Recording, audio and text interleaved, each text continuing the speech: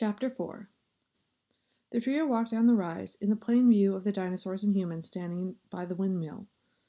"I'm afraid only a few will be free to speak with you," Vic said. "Noonfeast has just ended, and it's time to get back to work." As they descended into the valley, Raymond found his attention drawn to the orchard. Men and women slipped into harnesses that fit around their shoulders and chests. Large curved handles reached a foot above and behind their heads. The long-necked dinosaurs, most of whom stood as tall as the mill, bit down on the handles. They lifted the humans high into the fruit at the top of the trees. The moment a picker retrieved a fruit, he was eased back towards the earth, where he dumped his prize into a cart. Another dinosaur, one that looked somewhat like a rhino, with a spike above the bridge of its nose and several on its chest, stood ready to drag the cart off when it was filled. "What are those long necks called?" Raymond asked. "Brachiosaurus," Bix replied. Raymond shook his head in amazement. "They work together, humans and dinosaurs." "Of course," Bix said. "There's no other way." "Naturally," Hugh said, shaking his head. As they came closer to the farm, the ground vibrated when one of the large dinosaurs, closer to the mill, patted this way or that. Far off to the left, Raymond observed fields. Dozens of humans and dinosaurs now toiled there. A leathery smell came to Raymond. A man approached, flanked by two rose-colored dinosaurs twice his size. "Newcomers," Bix announced. "Dolphin-backs." "How'd you know we were carried here by dolphins?" Hugh asked. "We never told you." "I think it's common here," Raymond said. He looked down at Bix. "Or am I wrong?" "Not wrong," she said. "Bright boys." Accompanied by the pair of seemingly identical dinosaurs, the man stopped before them. He was short and scruffy, easily 50 years old. "You walk too fast," the dinosaur on the right groused. "Nicholas has to run." "You walk too slow," responded the one on the left. "He's young and healthy. Besides, you're clumsy. You almost stepped on him." "Gentlemen, please," the human in the center cried. "They speak too," he whispered. "These blighters speak too." Both dinosaurs dipped their long necks and brought their heads close to examine Hugh. Nikolai had to leap back to get out of the way. The dinosaurs stopped inches before butting heads. Hugh stared at the dark saucers of the dinosaurs' eyes. Their breath caused his hair to rustle slightly, as if it had been caught on a gentle breeze. "Hello?" he said, doing all he could to prevent his voice from cracking. The dinosaurs angled their heads in unison, eyeing one another. As if they were to speak, the two dinosaurs said, "They speak too! These humans blighters speak too!" Hugh swallowed hard. "I don't suppose we could try this again, could we?" Nikolai came forward, easing the head of his great creatures from his path. "Don't mind them. They're old, and cranky." "We're not old," the dinosaur protested.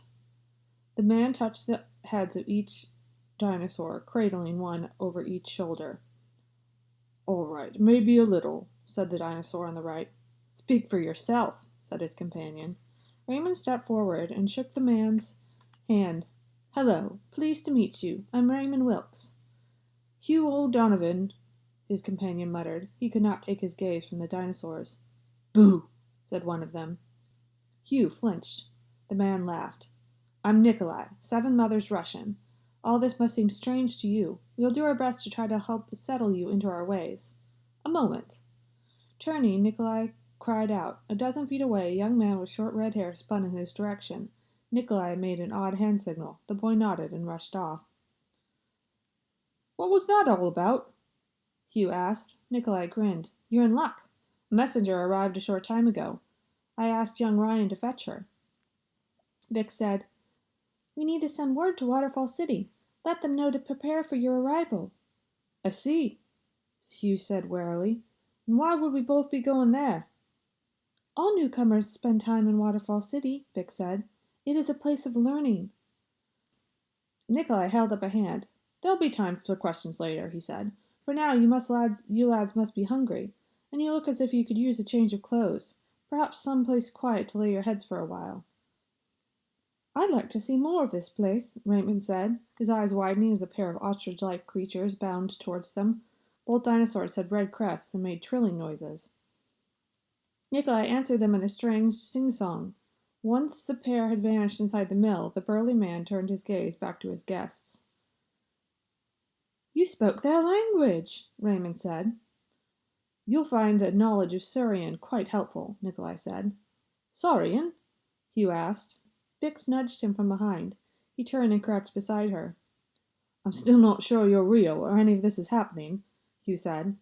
"That's nice," Bix replied. "While you're deciding, scratch my crest. It itches." Hugh's hand trembled slightly as he touched Bix's crest. He scratched where she indicated, and Bix started to coo. The sound calmed the older boy. "Saurian," Nikolai said, "can refer to any dinosaur, or the basic language shared by all."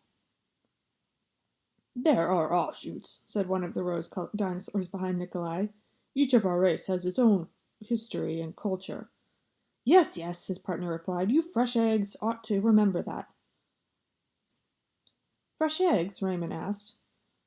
"Newcomers," Hugh guessed. "Right?" "Good!" Bix cried. "You're starting to understand the way of things. Now lower and to the left." Hugh did as he was asked. "Are there always so many people and so many different dinosaurs here?" Raymond asked, jumping slightly as a creature taller than a windmill walked by. Raymond looked up, but could only see the underside of the dinosaur's jaw. "They could squash us and not even feel it," Hugh cried. "What do you think we are, barbarians?" one of the dinosaurs with Nikolai asked. "To think we would be so careless." Nikolai leaned in close. "We gave the twins here a surprise birthday party. How well you know both of them loathe surprise birthday parties. Normally they're in much better moods." "I heard that," one of them growled. "It's because he gets all the presents." "And you eat everything in sight," Nikolai sighed. "They really do love each other. You'll have to take my word on that." The door opened at the side of the mill, and a gaggle of small pink dinosaurs raced out. Not one of them was higher than the waist of the human children who ran after them. Suddenly a squall pierced the heavens. Raymond and Hugh looked to see an odd creature flying over the mill. Its wings had a span of at least half a dozen yards. They were bright yellow with pink and white highlights. The flying creature had a beak the length of a man. Its eyes were dark and probing.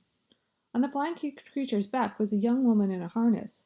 She wore a blue costume with long white sleeves. Her hair was tucked in a helmet adorned by an azure crest. The creature landed in a clearing off to the left. The rider came forward, removing her helmet. Her long red hair descended in waves. Behind her, a group of newly hatched dinosaurs trotted up to the winged creature. With curiosity and awe, the young dinosaur stood staring at their large, majestic visitor. "The funny thing is," the young woman said, "you fellows here have the same expression as hatchlings over there. Have you never seen a skybox before?" Hugh looked at the messenger's kind features, admitted he had not. "You must be newcomers. I'll give you this bit of advice. Keep your eyes and ears open." "You mean there's danger here?" Hugh said. "No," she laughed and turned to Raymond. "You understand, don't you? I see it in your eyes." "Not dangers," said Raymond. "Wonders." Chapter 5. To the east of the ivory shore where Raymond and Hugh first set foot on Dinotopia lay Waterfall City. For days the boys had been told stories of this wondrous place. At last they had arrived. Hugh, Raymond, Bix, and their guide, a bronze-skinned man named Sampuchol, stood upon an outcropping of stone. The morning sun cast a golden glow upon the vast, shining city, which was perched above several waterfalls. "That must be a bloomin' mirage," Hugh said. "It can't be real. It can't." Sampucho laughed at Hugh's comical expression. "Ah, but it is." One of the only ways in or out of Flying City was by flying machines on the shape of skybacks. One of these airships now arched over their heads and came to a graceful landing near them. A half-dozen men were already gathering to assist its launch. The visitors were loaded into seats upon seemingly rickety apparatus. Raymond leaned back in his wood chair atop the flying machine and delighted as the wing ambassador set them on their journey. They sailed off the cliffside smoothly as Sampucho waved goodbye. Hugh squeezed his eyes shut, denying himself the wonders Raymond took in with pleasure. Waterfall City was breathtaking and masterfully designed. It borrowed from many cultures while still keeping identity all its own. They flew over a pair of stone-lined sentinels that might have been more home in Egypt. Then they landed in the open courtyard of a building so grand it would put the British Parliament to shame. That wasn't so bad, was it? Raymond asked. Hugh's face was ashen. If I ever have to do that again, I'll be the one with the bleeding nightmares. Hugh instantly regretted his words. Poor Raymond had woken up screaming practically every night since they arrived on Dinotopia. The loss of his father still haunted him. But Raymond didn't have time to care about Hugh's words.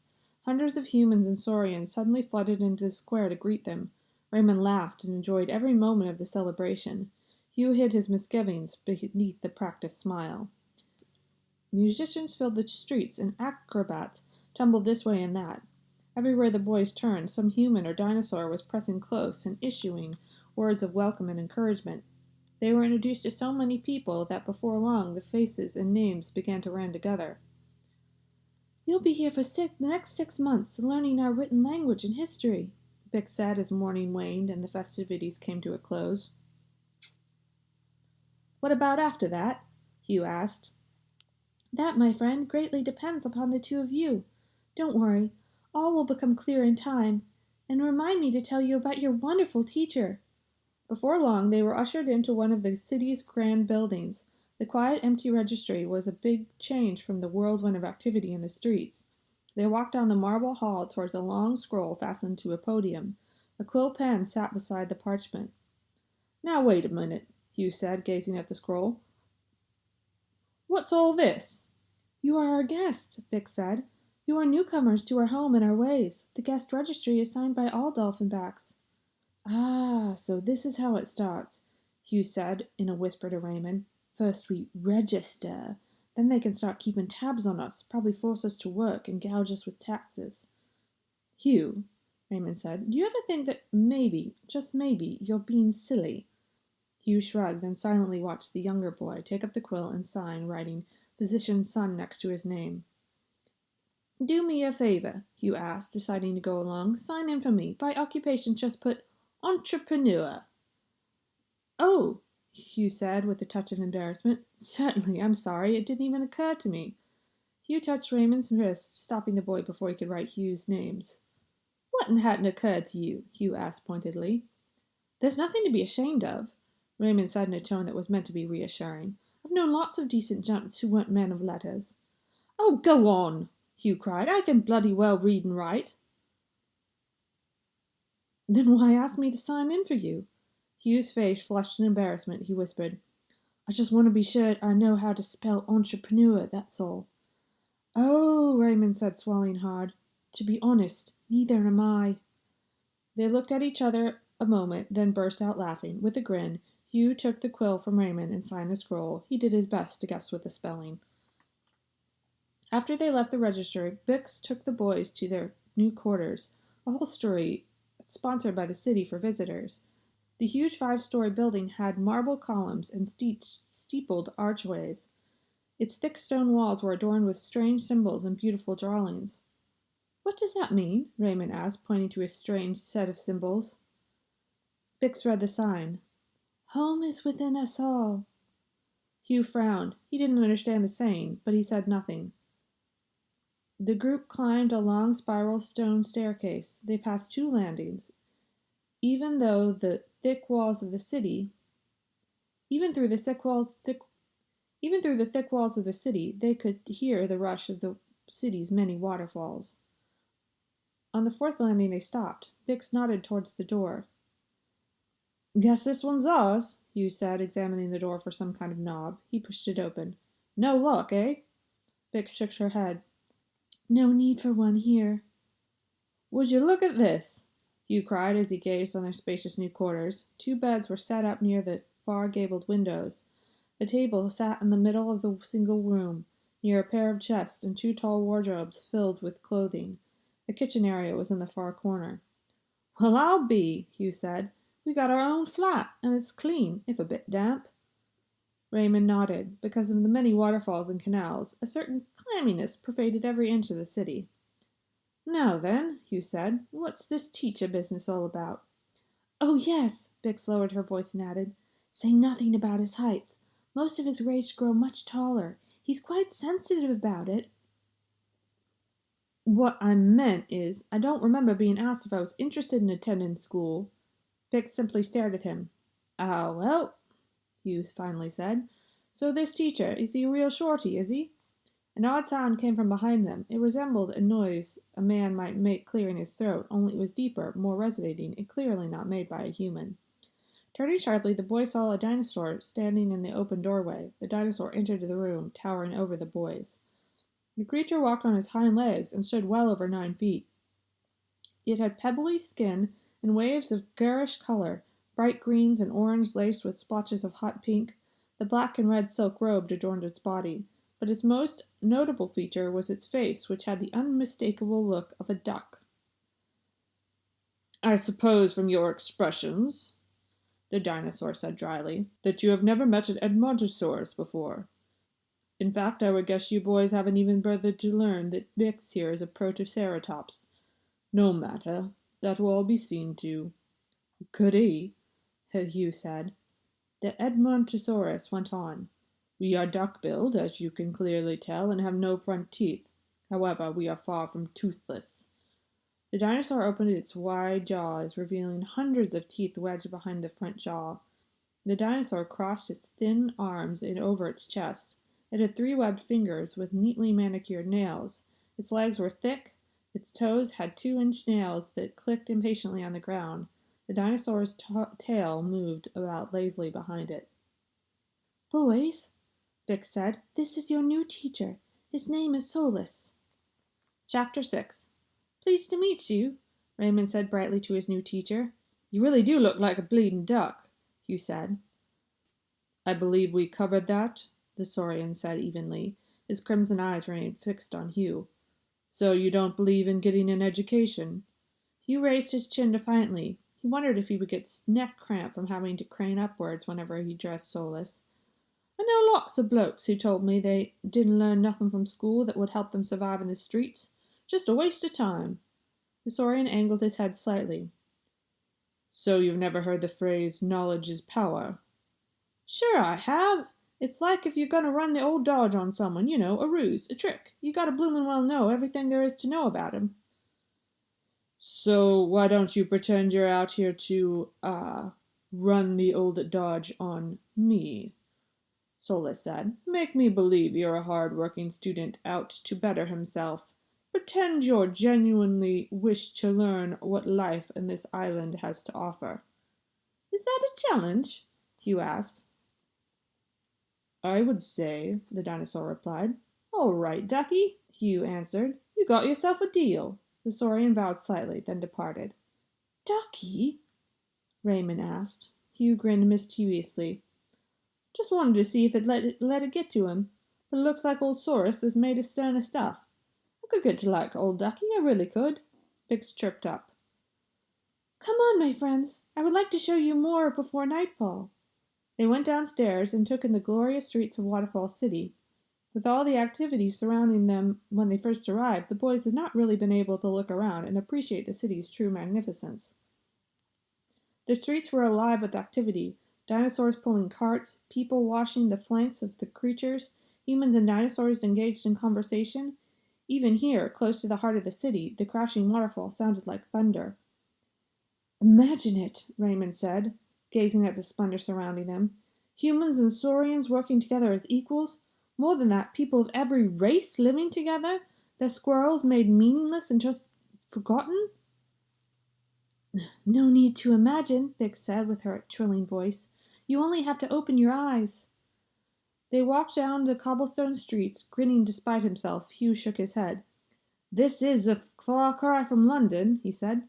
"I'll not deny it. For one thing, the air's so crisp. There's no scent of soot, no taint of industry here. The streets are so clean, everything looks shiny and new. But it can't possibly be new. Building all this must have took decades, centuries even." "It is glorious," Raymond said. Hugh turns to Bix. "Does everyone here have a home, a place to lay their heads at night?" "Of course," Bix replied. Hugh pursed his lips. "What of the workhouses?" The dinosaur did not understand. "You know, where they send people that can't pay their bills and the like, the poor, the wretched, like prisons." "There are no prisons," Bix said. "What need could we possibly have for those?" Suddenly, a comforting familiar sight caught Hugh's attention. He bolted forward, leaving Raymond and Bix to chase after them. They caught up to him on the outer edge of a ring of children saurians who were playing some odd game of chance with colored stones. Hugh had pulled the teenager off to the side. "What do you have there, lad?" Hugh pointed at the pebbles in the boy's hands. "A day's wages? Show me the rules of this game, and I'll show you how to turn your winnings into enough cash to make you fat for a week." The boy seemed uninterested, or perhaps just perplexed. The saurian beside him, a hadrosaurus with a wine-colored chest, nudged Hugh off with his tail. Moments later, Hugh and the others were again walking down the cobbled street, following the course of the waters. They stopped to gaze at the spectacular archway that served as a bridge over the boat canal. "I don't understand," Hugh said. "You wanted to tell us that people work in this place. All I wanted to do was help turn the game to his advantage. If I'd helped him make a profit, he surely would have shared it with his benefactor, me." "Such schemes are fruitless here," Bix said. "People do what they must. In return, they are given what they need." "I see," Raymond said. "You have a barter system. If I'm a gardener and I need a shed built, I go to the builder. I tell him I plant a garden if he'll build me a shed. To get what we want, we trade." "You mean there's no money on this island?" Hugh cried. "We did away with such things long ago," said Bix. "Then what are those colored stones for?" Hugh asked indignantly. Raymond cleared his throat. "I think they're like marbles. They're not really worth anything." "You expect me to believe Dinotopians play games of chance simply for their amusement?" Hugh asked. "And there's no such thing as money on this island?" "Then how do you take the measure of a man's worth?" "By his deeds," said Bix.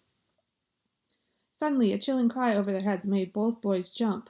A shadow fell over them, and they heard the flapping of leathery wings.